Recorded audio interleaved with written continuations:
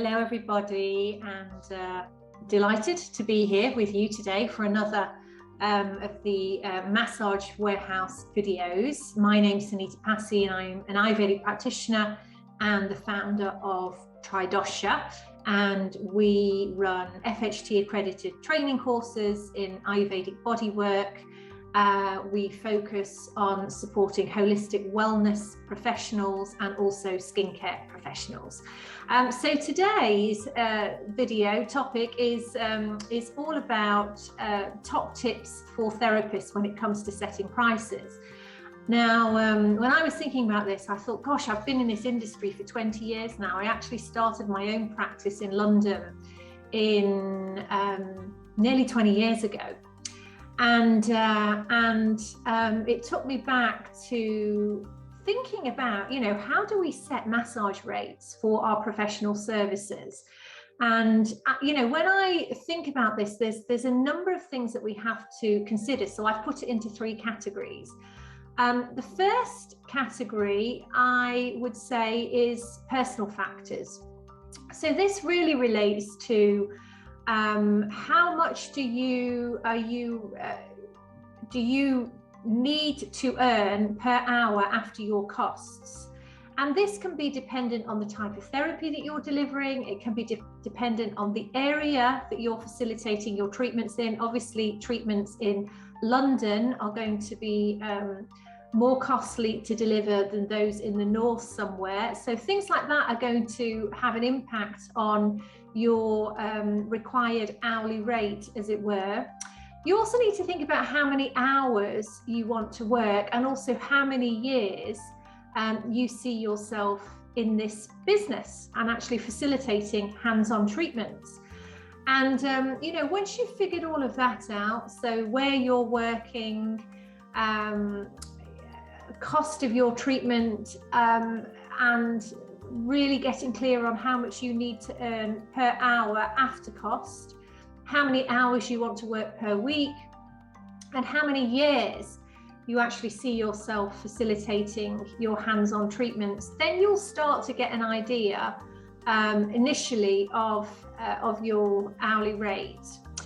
After that, you've also got business factors and even market considerations. So it's important to have a look at what your competitors' rates are.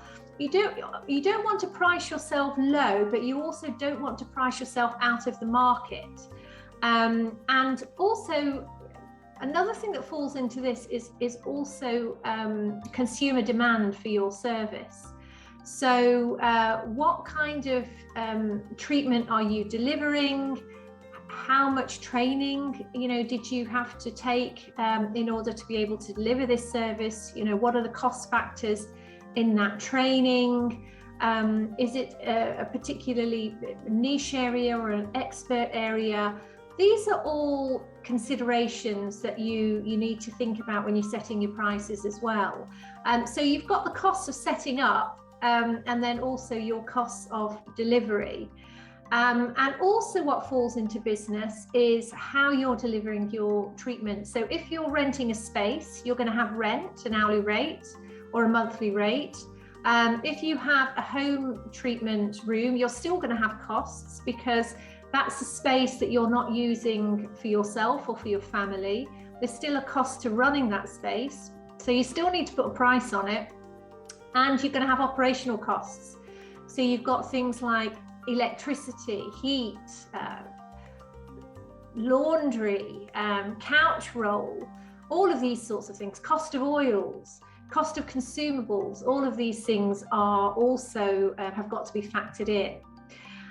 So once you've factored the costs of delivering your treatment, and you also understand what you need to earn per hour after all of costs, you should then actually generally have the rate, your hourly rate. You should have an hourly rate. One other thing I think is worth bearing in mind as well is also your customer base. Who are you facilitating your treatments for? So what I mean here is there's different levels of expectation. So So if you're delivering maybe shorter treatments in a more clinical environment, operational costs will be lesser. You won't need fluffy towels, you won't need a well-designed sort of, or a makeover with your treatment room.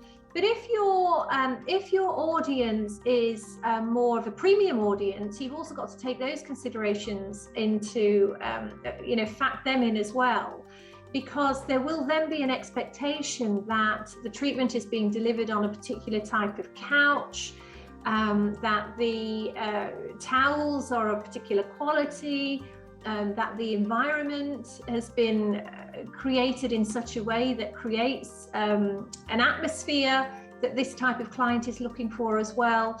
And also what falls under this is also your own experience, I would say. So how many years have you been facilitating your treatment? At what stage do you consider yourself? So are you a novice? Are you more kind of, you've been going for a few years, so you've got a good level of experience there? Or are you highly experienced? You've been doing this for a long time and you're seen as an expert in this area. That's also going to make an impact on your massage prices as well. So all of those things I think you have to consider, and really once you've nailed it, you should have your hourly rate. One other thing to think about is you might have different rates for different services. So for instance, if you are offering Ayurveda, and then alongside Ayurveda you're also offering Reiki or Thai massage, it might be that you have slightly different rates for each service as well, because again, this is dependent on your training and how long you've been actually facilitating these types of treatments. That's going to make a difference. So they're the things I think you should think about. They're the things I certainly thought about when I first started in practice. And as time goes on, you'll see that there'll be new, therapists and practitioners that will come into your area that may be offering similar services. Don't stick to your own lane. Just stay focused on what you're doing. And the big lesson for me over these 2 decades is really the right clients will always resonate with your work.